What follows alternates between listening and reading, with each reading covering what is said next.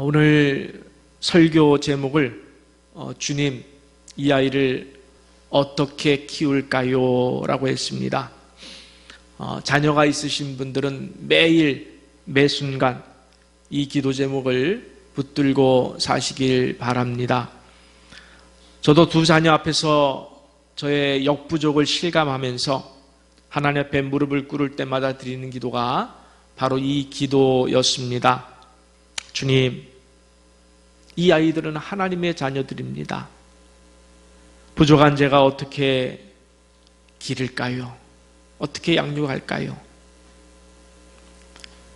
미국의 월간지 라이프가 좋은 아버지에 대한 10가지 항목을 제시했는데 그 중에 눈에 띄는 몇 가지 항목을 살펴보면은 아내와 잘 어울리는가, 이런 항목이 있어요.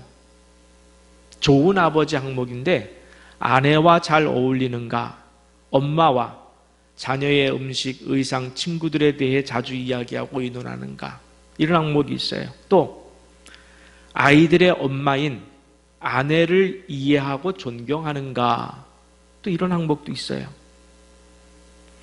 물론 자녀와 축구하기 위해서 골프를 기꺼이 포기하겠는가, 우리가 상식적으로 좋은 아버지 하면은 떠오르는 이야기도 있습니다. 아이를 다룰 때 당신도 완벽한 인간이 아니라는 점을 명심하는가, 이런 항목들이 있습니다. 앞서 말씀드렸듯이 여기서 눈에 띄는 항목은 자녀에 대한 아버지 노릇을 말하는 과정에서 아내와의 관계, 즉 아내를 이해하고 존경하는 모습을 보여주고 있는가라는 항목입니다. 즉 얼마나 정말 훌륭한 아빠나 엄마가 되기 위해서는 먼저 훌륭한 부부가 되어야 한다는 전제가 깔려 있는 거예요. 훌륭한 부부. 그래서 부부싸움에 대한 상담에서 빼놓지 않는 항목이 하나 있지요. 부부싸움 후에는 반드시 자녀를 어떻게 하라? 위로하라.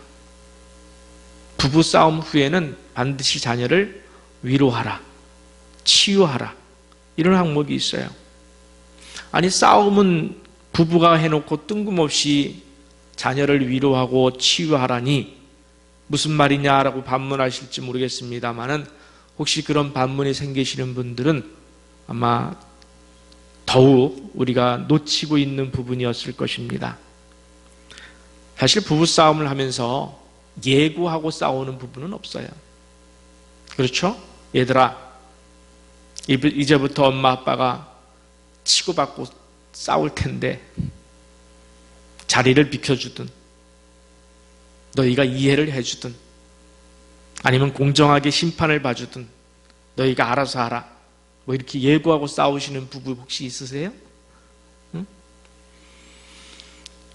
아이들 보는 앞에서 참았다가 아이들 없을 때 싸우면 다행이고, 또 아이들을 피해서 공원 같은 데 가서 싸우면 참 다행인 줄 압니다.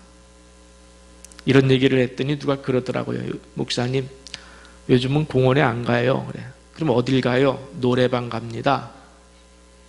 왜 노래방 가요? 방음시설이 끝내주거든요. 참고하시기 바랍니다. 노래방 가는 일 없길 바랍니다.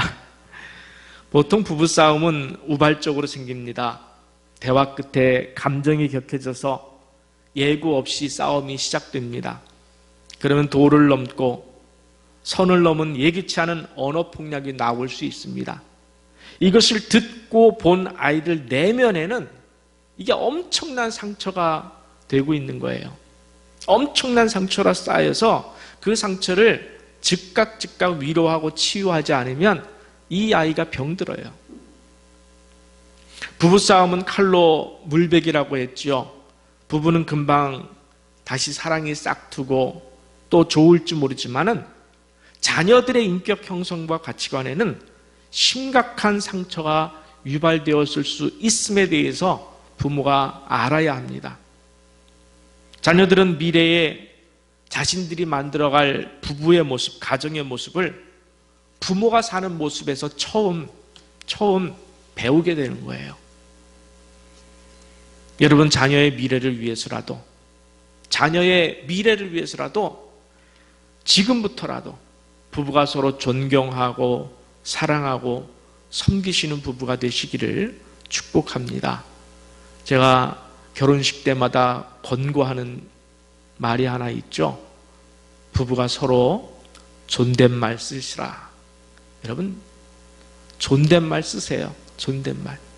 그러면 싸울 일도 좀 적어지고, 존경하는 모습도 보여지고, 쑥스럽다, 어렵다, 여러분 그거보다는 자녀들에게 좋은 영향을 줄 수 있다는 큰 메리트가 있습니다. 또 서로에 대한 존중의 마음이 담겨 있습니다. 반드시 존칭어를 쓰세요. 존칭어. 그리고 또 하나 권고하면은 누구 아빠, 누구 엄마, 이런 식으로 하지 마시고 정식으로 여보. 여보란 말이 얼마나 좋은 말이에요. 당신. 이런 말들이 사실은 상대방을 높여주는 말입니다. 여러분 노력하시기 바랍니다. 말씀 하나 보겠습니다. 마태복음 5장 46절, 47절 제가 봉독하겠습니다. 너희가 너희를 사랑하는 자를 사랑하면 무슨 상이 있으리요? 세리도 이같이 아니하느냐? 또 너희가 너희 형제에게만 무난하면 남보다 더하는 것이 무엇이냐? 이방인들도 이같이 아니하느냐? 그랬어요. 저는 항상 이 말씀을 기억하려고 노력하고 있습니다. 여러분 우리는 세상보다 더 해야 돼요. 세상 사람들보다 더 노력해야 돼요. 더 훌륭해야 하고, 더 깊어야 하고, 더 진실해야 하고, 더 거룩해야 하고, 더 정직해야 하고, 더 사랑해야 하고, 더 섬겨줘야 하고, 더 아껴야 하고, 더 해야 돼요. 어떻게 그럴 수 있을까요? 우리는 세상에서 승부가 끝나는 인생을 사는 것이 아니라 어디 가서 끝나요? 하나님 앞에까지 가야 끝나는 인생을 살기 때문에 하나님 보시기에 더 좋은 삶을 오늘도 노력해야 되고, 내일은 오늘보다 더 좋은 삶으로 노력해야 될 줄 믿습니다. 오늘 본문은 우리가 자녀를 낳고 어떻게 기를 준비를 해야 하는지, 그리고 왜 부모가 함께 같은 마음을 품고 하나님의 뜻과 방향대로 양육해야 하는지에 대한 사명감에 대해서 우리 기록해주고 있는 말씀입니다. 성경을 읽었습니다마는 성경을 좀 정리하면 단지파 가운데 마노아라 하는 사람이 있었습니다. 그들 부부에게는 오랫동안 아이가 없었습니다. 그때 하나님께서 이제 삼손의 출생이에요. 본문은 삼손에 대한 출생이에요. 삼손의 출생을 미리 알려주시는 장면이 바로 사사기 13장의 이야기입니다. 그런데 여러분이 읽으시면서 오늘 본문이 굉장히 길었죠? 굉장히 길었어요. 그 긴 말씀을 보면서 읽으시면서 이상하다는 생각이 들지 않습니까? 아니, 아기 하나 낳았는데 이렇게 세밀하게 성경 말씀인데, 그렇죠? 성경 말씀인데 아기 하나 낳았는데 이렇게 세밀하게 왔다 갔다 누가 왔는데 어쩌는데 이런 걸 다 기록해 놓을 필요가 있을까? 여러분 이런 의구심이 생기지 않습니까? 예를 들어서 다른 선지자나 왕처럼 그냥 마노아의 아들 삼손 이래버리면 되는 거예요. 그렇잖아요. 마노아의 아들 삼손. 그러면 그만인데 참 복잡한 과정을 자세히도 그려놓았습니다. 이는 우리에게 무엇인가 말씀하시고 싶은 부분이 있기 때문이에요. 무엇일까요? 먼저 하나님의 사자를 만난 사람은 마노아의 부인이었습니다. 삼손의 어머니예요. 이제 임신하여 아들을 낳으리니, 그러므로 너는, 그랬어요. 삼손이 아니라 너는, 삼손의 어머니, 너는 삼가 포도주와 독주를 마시지 말며 어떤 부정한 것도 먹지 말지니라. 삼손을 부르면서 이렇게 말씀하신 것은 우리가 알아요. 그런데 그에 앞서서 삼손의 어머니 마노아의 부인에게 너는 삼가 포도주와 독주를 마시지 말며 어떤 부정한 것도 먹지 말라 그랬어요. 여러분, 나쁜 부모의 특징 가운데 하나가 무엇이죠? 자기는 안 하면서, 그죠? 아이에게만 강요하는 부모가 있어요. 자기는 노력하지 않고 그냥 아무렇게나 편하게, 자기 몸 하나 편하게 무개념으로 살면서 상황에 따라서 거짓말도 아이들 앞에서 잘 하면서 또 편법도 쓰고 세상의 쾌락이라고 하는 술, 담배, 도박, 음란한 행위, 이런 것들을 즐기면서 아이에게는 노력하라, 공부하라, 정직하라, 착하게 살라, 나쁜 짓 하지 말라, 이렇게 매를 들어 가르치는 그런 부모가 있어요. 저는 이를 가르쳐 나쁜 부모다 이렇게 말하고 싶습니다. 근데 신앙도 마찬가지예요. 자기는 하나님 말씀에 순종하지 않으면서 자녀에게는 말씀에 순종하고 목사님 가르침대로 살라 이렇게 하는 부모가 있는데, 이런 부모를 가르쳐 뭐라고 그래요? 부모. 예, 그런 부모 되지 않으시기를 바랍니다. 하나님은 먼저 나시린의 어머니가 될 마노아의 부인에게 말씀하셨습니다. 너는 삼가 포도주를 삼가며 독한 술을 삼가라. 부정한 것은 입에도 대지 말라. 왜 그랬을까요? 이게 쉬운 얘기예요. 집에 항상 술이 있고, 요즘 말로 술이 있고 담배가 있고 화투장이 있고, 그러면서 이 아이에게는 술 먹지 말라, 담배 피지 말라, 화투장 만지지 말라, 이게 됩니까? 안 되죠. 정말 맛있는 음식을 차려놓고 이 아이를 혼자 두고서 너 여기 먹지 마 하는 거와 똑같은 거예요. 이 아이를 이렇게 키우기 위해서는 부모가 이렇게 살아야 되는 거예요. 부모가 먼저 삼가 포도주를 삼가고 독한 술을 마시지 말고 부정한 것을 입에 대지 말라 보여주는 거예요. 여러분, 자식은 부모의 발 뒤꿈치를 보고 자란다라는 말이 있습니다. 말만 하지 마세요. 그냥 보여주세요. 보여주면 따라서 하게 되어 있습니다. 자기는 말씀과 기도에 집중하지 않으면서 아이에게는 주일학교에서 배운 대로 기도하라, 성경 보라, 안 돼요. 안 합니다. 그런데도 아이가 하면, 부모가 하지 않는데도 아이가 하면은 부모는 대견해 여기지 마시고 자기를 부끄러운 줄 알아야 되는 거예요. 자기 자신이 부끄러운 줄 알아야 되는 거예요. 하나님은 먼저 어머니가 지켜야 할 법도를 말씀하시고 나서 이제 잉태하여 낳을 아들이 지켜야 할 나시린의 법도를 말씀하셨습니다. 그의 머리에 삭도를 대지 말라. 이 아이는 태에서 나옴으로부터 하나님께 바쳐진 나시린이 됨이라. 하나님께 바쳐진 나시린. 여러분, 삼손만 하나님께 바쳐진 나시린일까요? 아니라고 생각해요. 우리 모두가 낳은 아이들은 다 하나님께 바쳐진 아이들이에요. 여러분이 그 아이들을 하나님께 바치고 기도하는 이상 하나님께 바쳐진 아이들인 줄 믿으시기 바랍니다. 하나님께서 그렇게 보시는 줄 믿으시기 바랍니다. 그런데 문제가 생겼습니다. 아내는 들었는데 남편이 이 말을 못 들은 거예요. 그래서 마노아가 기도합니다. 남편 마노아가 주여 구하옵나니. 정말 중요한 기도예요. 구하옵나니.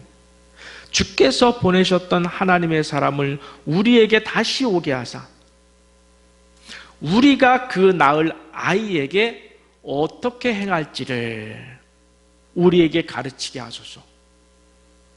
아이를 낳게 된다는 기쁨은 차치하고 그 아이에게 어떻게 행할지를 우리에게 가르치게 하소서.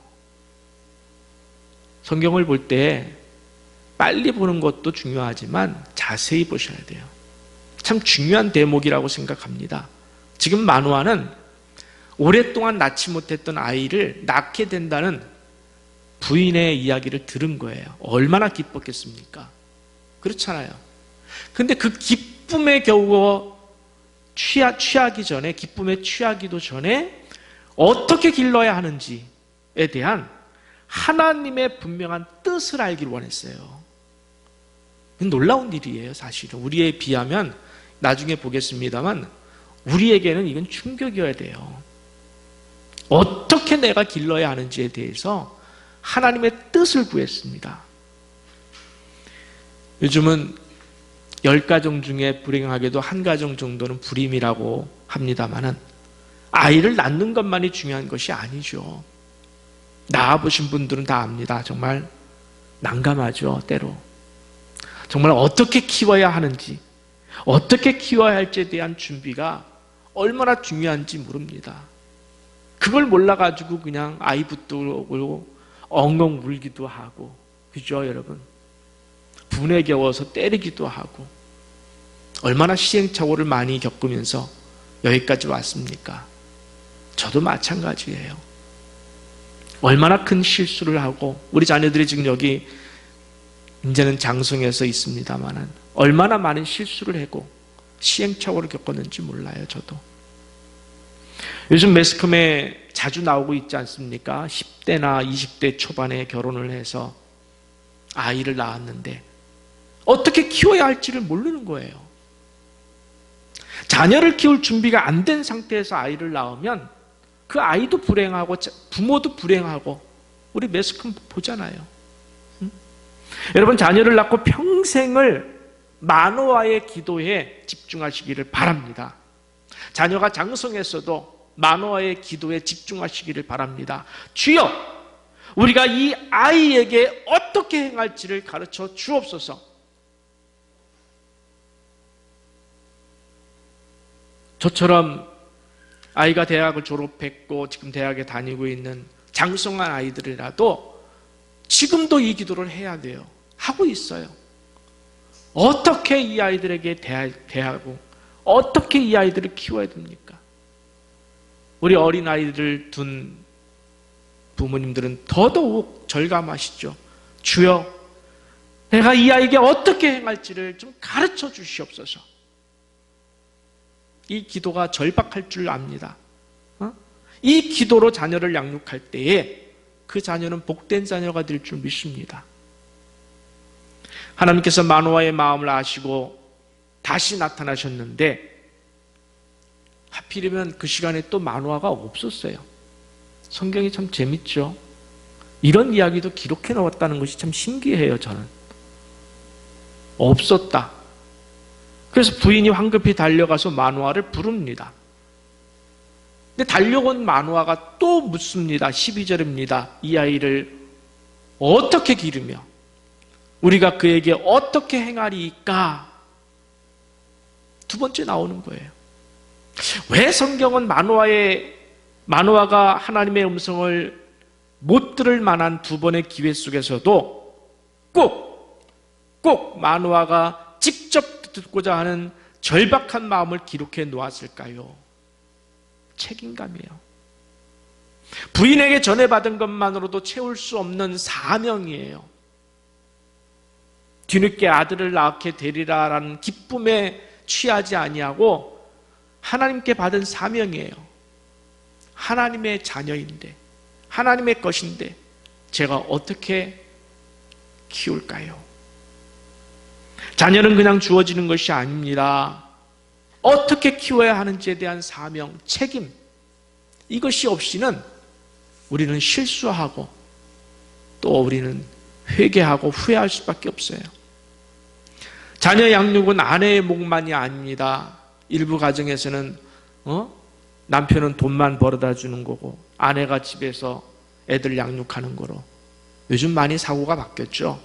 이제 부부가 같이 양육한다. 많이 바뀌고 있습니다만은 아내나 남편만의 몫이 아닙니다. 자녀 양육의 책임과 사명은 부모 모두의 몫이에요. 부모가 함께 한 방향을 바라보고 양육을 해야 돼요. 한 방향. 어떻게 한 방향을 바라볼 수 있을까요? 제가 이 이야기를 듣고서 야, 그렇구나 하고서 절감한 이야기가 있는데 강아지 키우는 분에게 들었어요. 한 가지 행동을 했을 때 강아지가 한 가지 행동을 했을 때 칭찬을 해줘요. 근데 다음날 똑같은 행동을 했을 때 야단을 쳐요. 이게 반복되면은 강아지가 미친대요. 전 안 키워봐서 모르겠는데 자녀들도 마찬가지일 것 같아요. 아버지와 어머니가 아버지가 자기 가치관대로 엄마는 엄마 가치관대로 각각 방향이 틀려버리면 아이가 미칠 수밖에 없죠. 어쩌란 말이야 이렇게 나오죠. 그죠? 나보고 어쩌란 말이야 이렇게 나오죠. 그런데 남편인 아버지나 엄마가 같은 방향이 돼야 돼요. 같은 가치관이 돼야 돼요. 어떻게 그럴 수 있을까요? 제가 주례할 때마다 꼭 이야기하는 게 그거예요. 그리스도인 안경을 쓰고 살라. 아빠도 그리스도인으로서 방향을 잡고 사명감을, 가치관을 붙들어야 되고, 엄마도 그리스도인으로서 가치관을 붙들고 방향을 잡으면 같아질 수가 있는 거예요. 즉 하나님의 방향, 내 가치관으로 자녀를 키우는 게 아니라 하나님의 가치관, 말씀이 주는 가치관, 하나님의 주시는 뜻, 방향, 이것으로 서로 기도하면서 키우면은 아이들은 혼란스럽지 않아요. 왜냐하면 자녀는 하나님에게 위탁받은 아이들 아닙니까? 여러분, 마노아의 태도를 보십시오. 장차 낳을 아들을 자기 것으로 생각하지 않고 있어요. 하나님께서 잠시 맡겨주신 아들로 여겼습니다. 그래서 맡겨주신 하나님의 방법대로, 여러분, 주인은 하나님이에요. 그러면 주인이 맡겨주셨으니까 주인의 뜻대로, 방법대로 양육해야 그것이 마땅한 거 아니겠습니까? 맡은 자로서 당연한 거죠. 그래서 묻고 또 묻는 거예요. 주여, 이 아이를 어떻게 기르며 우리가 그에게 어떻게 행하리까? 전 너무도 귀한 말씀이라고 생각합니다. 그리고 나서 마노아가 또 물었습니다.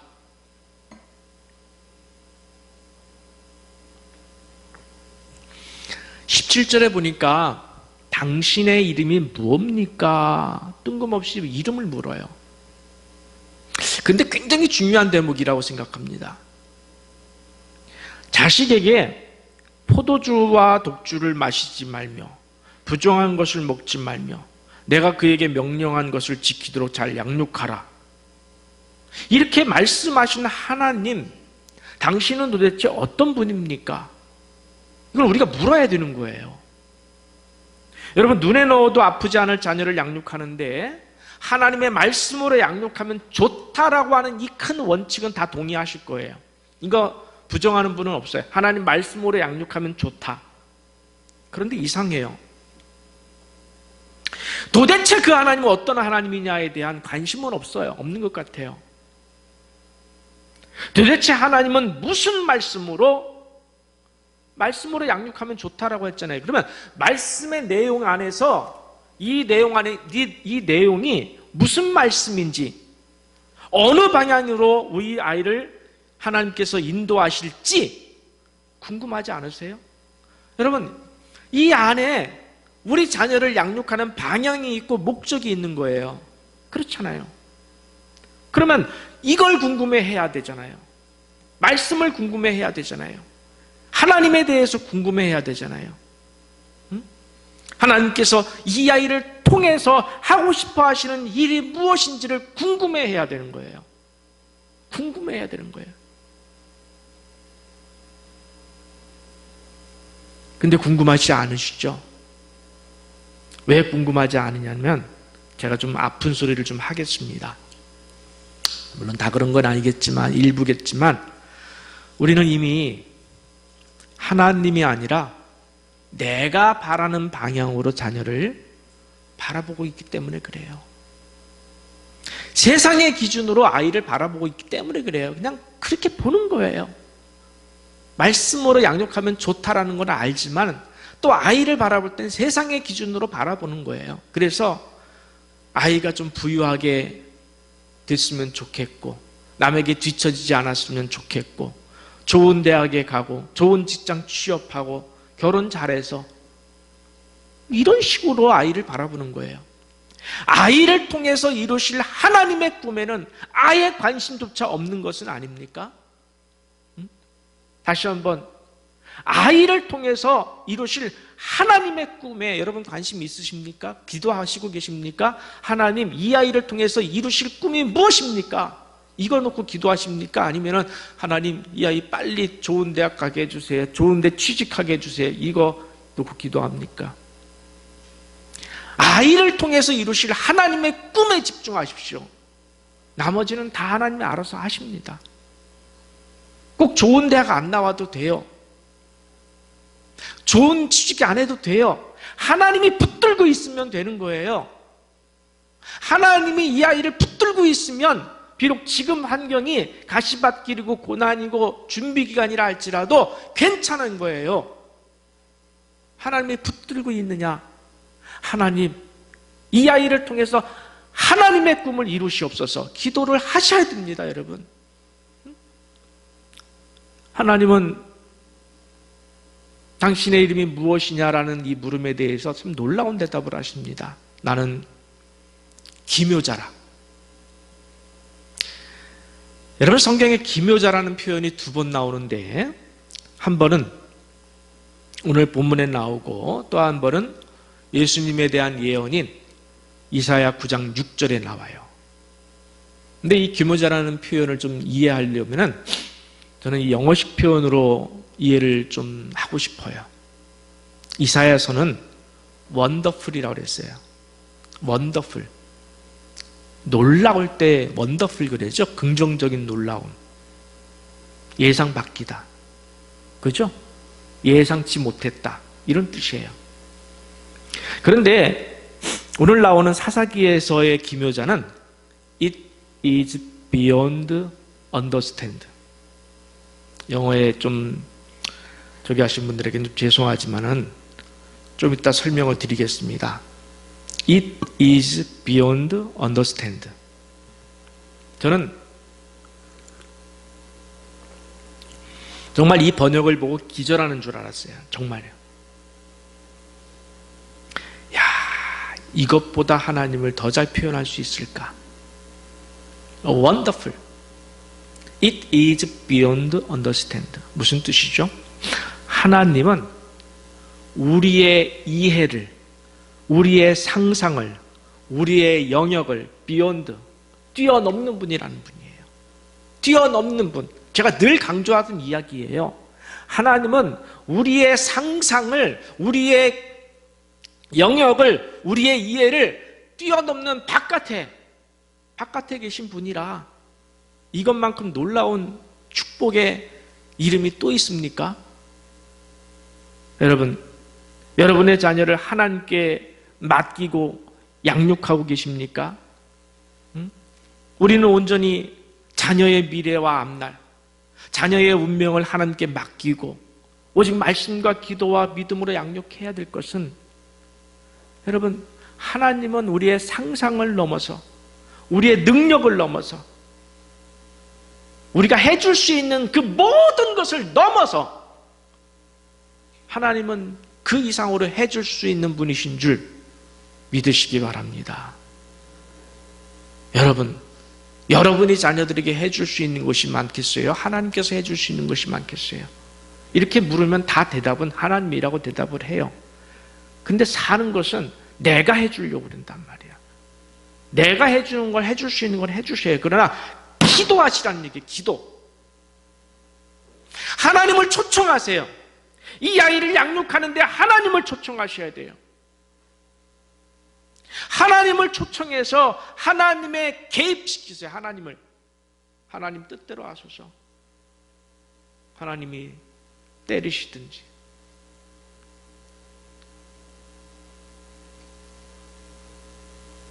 구워 삶든지 마음대로 하소서.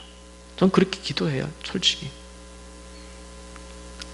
어찌하든지 하나님이 구워 삶든지 때리시든지 칭찬하시든지 어찌하든지 간에 손에서 놓지만 말아 주시옵소서. 저는 그렇게 기도해요. 어찌하든지 이 아이들을 하나님 손에서 놓지만 말아 주시옵소서. 저는 하나님의 놀라우신 인도하심을 믿습니다. 이 아이들은 하나님의 것입니다. 제 것이 아닙니다. 여러분, 아이들의 내면에서 무엇이 자라고 있는지, 아이들의 좋은 인격과 신앙이 어떻게 자라고 있는지, 얼마나 건강한 인성이 형성되고 있는지 부모는 알 수 없어요. 여러분, 다 아시고 키웁니까? 아이들이 지금 무슨 생각하는지 아시고 키웁니까? 몰라요.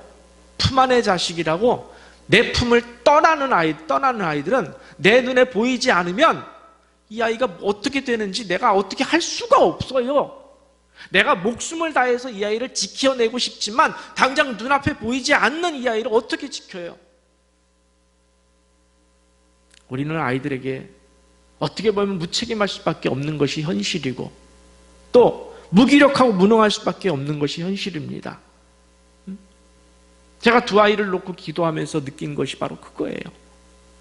그래서 저는 이 말씀을 붙들고 싶은 거예요. 기묘자라. Wonderful. It is beyond your understanding. 사실은 It is beyond understand. 얼마나 감사합니까? 내 영역을 뛰어넘는 분, 내 능력을 뛰어넘는 분, 내 지혜를 뛰어넘는 그분이 내 아이들을 지키고 계시다. 이것만큼 좋은 게 어디 있어요? 그거를 인정하느냐는 거예요. 부모가 인정해 드리세요. 인정해야 해요. 그래야 자녀들이 살아요. 그래야 자녀들에게 축복이에요. 자녀가 축복받는 것을 싫어하는 부모가 어디 있겠습니까? 근데 그 축복의 길을 가지 않으면서 복받게 해달라고만, 목사님 기도해달라고만, 안 돼요. 제가 여기 앉아서 매일 기도는 하고 있습니다. 여러분 자녀들 이름 하루에 한 번씩 꼭 부릅니다. 365일 불러요. 그 이름을. 그러나 부모가 그 길을 가야 해요. 같이 가야 해요. 우리 하나님은 다 아십니다. 지금 아이들의 내면에 어떤 생각과 인격이 자라고 있는지, 아이의 미래에 무엇이 준비되어 있는지를 하나님은 다 아시고 준비해 놓고 계셔요. 하나님이 준비해 놓고 계셔요. 무엇보다 하나님의 능력으로 자녀들의 온갖 곤란과 위험과 아픔과 죄악에서 하나님은 건져낼 수 있습니다. 여러분 요셉을 보시기 바랍니다. 요셉. 하나님은 요셉의 인생 몇십 년 후를 계획하시고 몇십 년 후를 계획하시고 아니 몇백 년, 몇천 년 다 계획하시고 요셉을 사용하지 않았습니까? 인도하지 않았습니까? 그것을 설명했습니까? 네가 17세에 애굽에 팔려가지만 너는 장차 국무총리가 될 것이라. 네 가정을 구원할 것이고 애굽의 백성들을 구원할 것이다. 설명했습니까? 안 했습니다. 오늘 현실 하나만 보여줬어요. 종으로 팔려가는 현실, 억울하게 감옥에 갇히는 현실. 그러나 하나님이 붙잡고 계시니까 결국 하나님이 일하시더라는 거예요. 어찌하시겠습니까? 그래도 자녀를 어리석고 무능한 여러분의 손에서 내려놓지 못하고 내가 어떻게 뭘 해주려고, 어떻게라도 유산 남겨주려고, 어떻게라도 뭔가 편하게 살게 해주려고. 참 한국 부모들 아이들이 결국에 가만히 제가 이렇게 보니까 나중에는 아이들이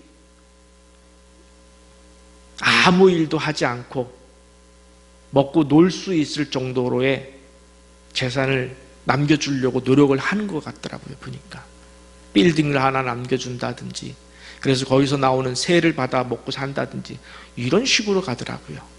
여러분도 그렇습니까? 그렇게 하고 싶습니까? 그럴 수도 있어요. 하나님이 그런 방향으로 갈 수도 있어요. 그러나 중요한 거는 뭐냐면은 하나님이 그 아이를 붙들고 계시느냐예요. 하나님이 그 아이를 통해서 무슨 일을 하시고 싶어 하시느냐예요. 거기에 집중하시지 않으면 아이들도 집중 안 해요. 부모가 집중하는 모습을 보여줘야 됩니다.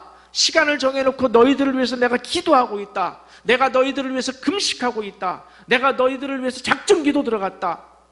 보여주셔야 돼요.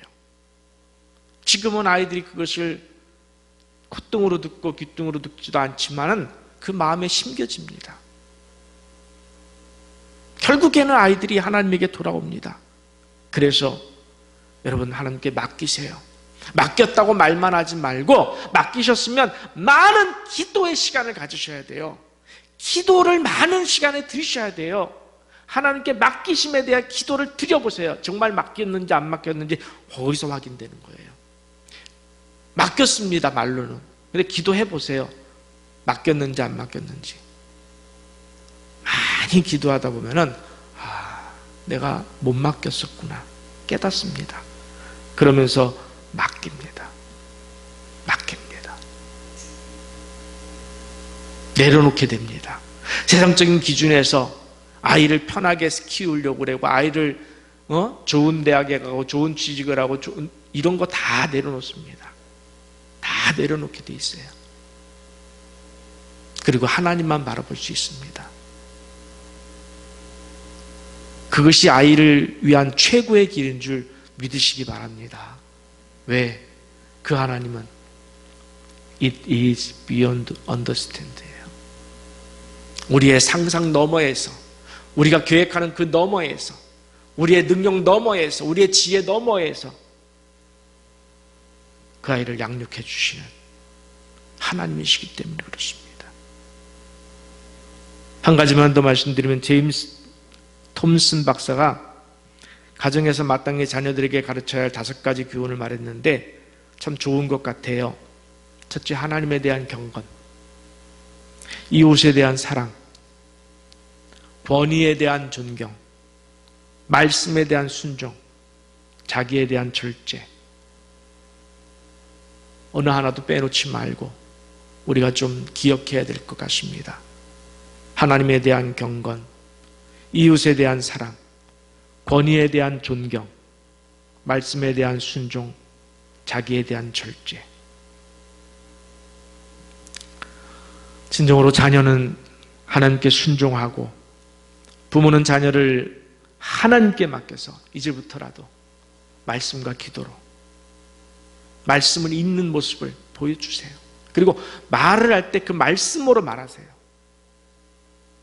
하나님께서 여기까지 너를 인도하셨다. 하나님께서 너를 지금까지 지켜주셨다. 이거 고백해 보세요. 그럼 아이가 알아요. 하나님께서 우리 가정을 지켜주셨다. 하나님께서 너희 아빠를 지켜주셨고 너희 엄마를 지켜주셨고 여기까지 우리 가정을 인도하신 분은 하나님이시다. 이걸 진심으로 고백해 보세요. 아이가 압니다. 그럼 아이도 그렇게 살아요. 주님, 이 아이를 어떻게 키울까요? 오직 하나님 말씀과 기도로 양육하시기를 간절히 축원합니다. 함께 일어나서 찬양 올려드리겠습니다. 우리 자녀들이 다 올라갔는데 그 자녀들을 생각하면서 또 내 자녀를 생각하면서 너는 담장 너머로 뻗은 나무, 축복의 이 찬양을 자녀들을 위해서 한 번 좀 했으면 좋겠습니다.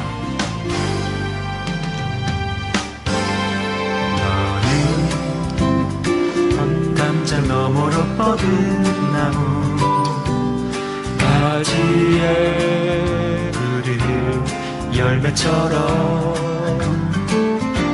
하나님의 귀한 축복이 삶에 가득히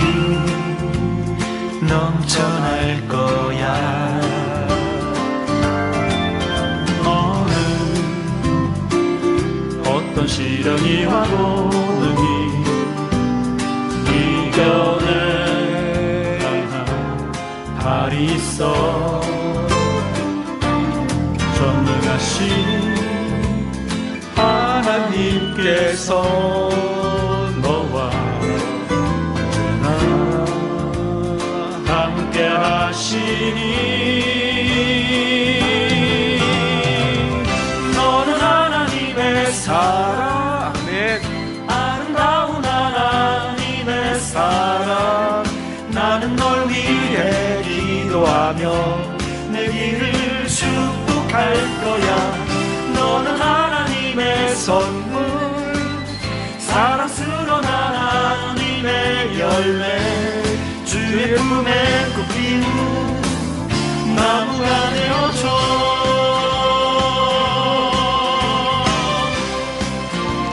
우리 한 번 더 할 텐데 여러분 맡기시지 않으면 이 찬양 할 수가 없어요.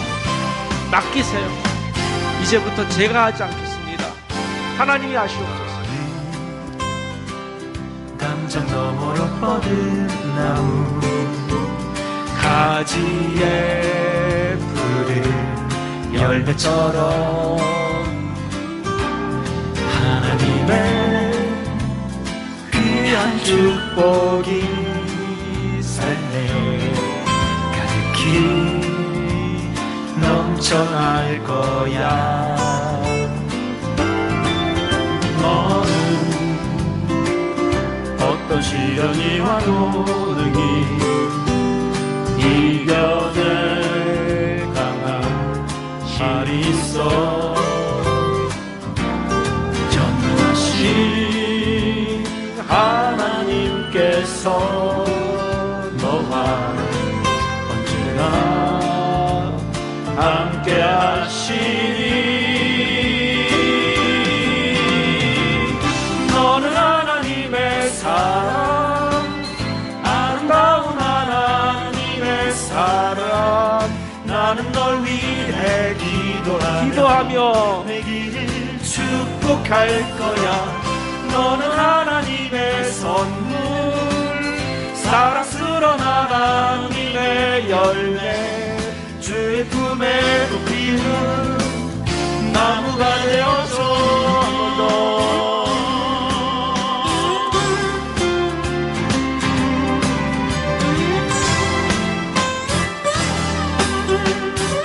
자녀를 하나님의 사람으로 인정해드립니다.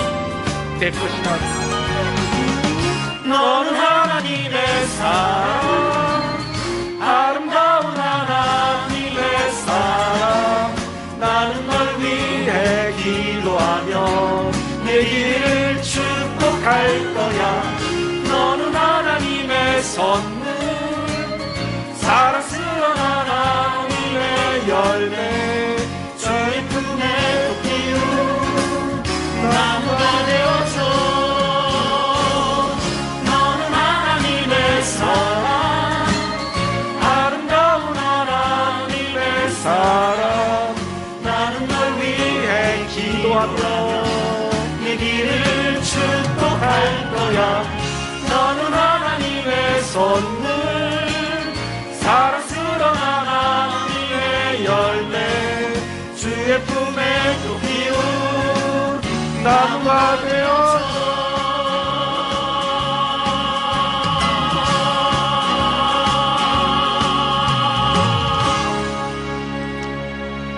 기도하겠습니다.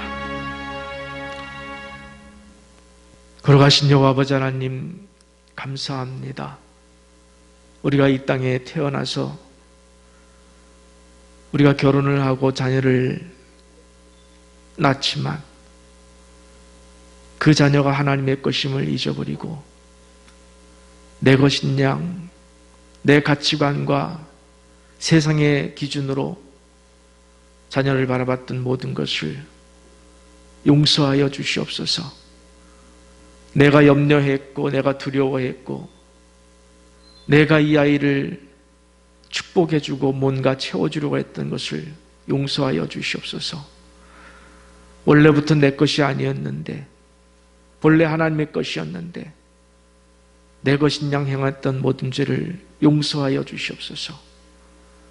오늘 이제부터라도 다시 방향을 잡고 다시 가치관을 새롭게 행하겠습니다. 하나님의 것입니다. 하나님께 올려드립니다. 비록 이 아이가 지금 대학에 못 간 상태라 할지라도, 취직이 안 된 상태라 할지라도, 여러 가지 어려운 환경 속에 있다 할지라도 내가 염려하지 않겠습니다. 하나님의 깊으신 경륜과 뜻이 계시어서 이 아이들에게 어려운 환경과 여건 속에서의 삶을 데리고 가시고 계신 중인 줄 믿습니다. 주님께서 손으로 붙들고 가시고 계신 줄 믿습니다. 주님께 맡기겠습니다. 내가 두려워하거나 염려해서 끌당하지 않겠습니다. 기도하겠습니다. 그 시간에 기도하겠습니다. 이 아이들은 하나님의 것입니다. 주여, 제가 이 아이에게 어떻게 행할까요? 이 아이를 어떻게 기를까요? 어떻게 양육할까요? 말씀과 기도밖에 없습니다. 주님, 행하겠습니다. 이 아이 앞에서 말씀을 읽겠습니다. 그리고 말씀으로 말하겠습니다. 성경에 나와 있는 말씀으로 말을 하겠습니다. 그리고 이 아이의 앞에서 기도하겠습니다. 정말 눈물로 기도하겠습니다. 금식으로 기도하겠습니다. 주님, 그것밖에는 할 수 있는 것이 없습니다. 주는 내 지혜보다 뛰어나신 분이시고, 주는 내 능력보다 뛰어나신 분이시고, 주님, 내가 아이를 사랑하는 것보다 주님이 이 아이를 사랑하는 것이 더 깊으신 줄 믿습니다. 이 아이의 가는 길을 우리는 알지 못하지만 주님은 다 아시고 계시오니 맡아 주관하여 주시옵소서. 축복하여 주시사 하나님의 하시고 싶으신 일을 이 아이를 통해서 이루시옵소서. 하나님의 도구입니다. 하나님의 자녀입니다. 하나님의 일꾼입니다.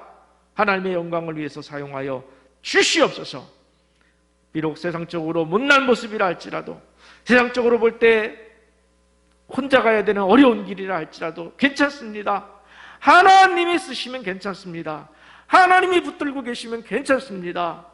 주님, 이 아이에게 믿음을 주시옵소서. 이 아이들에게 소망을 주시옵소서. 이 아이들에게 주님만 붙드는 오직 믿음으로 세워지는 아이들을 되게 하여 주시옵소서. 이제는 우리 구주 예수 그리스도의 은혜와 우리 아버지 되신 하나님의 무한하신 사랑하심과 성령 하나님의 크고 놀라운 은혜가 사랑하는 우리 자녀들 머리머리 위에와, 그리고 이제는 주께 모든 것 맡기고 주의 말씀과 기도로 양육하고자 결단하는 모든 부모님 머리머리 위에, 또 영상으로 드리는 모든 식구들, 새생명 가족들 머리머리 위에, 가정과 생업과 교회 위에 영원토록 함께 있을지어다. 아멘. 아멘. 아버지 감사합니다. 아버지 감사합니다.